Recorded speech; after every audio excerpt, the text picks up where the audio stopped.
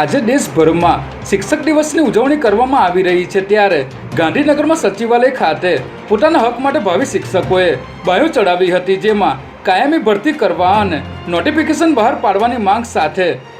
મોટી સંખ્યામાં ટેટ અને ટાટ પાસ ઉમેદવારો રજૂઆત કરવા પહોંચ્યા હતા ત્યારે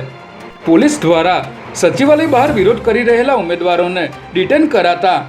અન્ય ઉમેદવારો ચ3 અને ગ3 સર્કલ પર પહોંચ્યા હતા અને ત્યાં પણ ચક્કાજામ કરી પોતાનો વિરોધ નોંધાવ્યો હતો. અમદાવાદના માધુપુરામાં નોંધાયેલા ₹2300 કરોડના ક્રિકેટ સટ્ટા કેસમાં દુબઈથી ગુજરાત લવાયેલા દીપક ઠક્કરની પૂછપરછ કરાતા અનેક મોટા ખુલાસા થયા છે, જેમાં તેણે અમદાવાદ ડીસા અને ભાભરમાં 100 કરોડથી પણ વધુની કિંમતની મિલકતો તેના તેમજ પરિવારજનોના નામે વસાવી હોવાની વિગતો સામે આવી છે. આ મિલકતોની વિગતો એકઠી કરવા સ્ટેટ મોનિટરિંગ સેલ દ્વારા અમદાવાદ અને બનાસકાંઠા જિલ્લાની રજિસ્ટ્રાર ઓફિસમાં તપાસ કરવામાં આવી છે.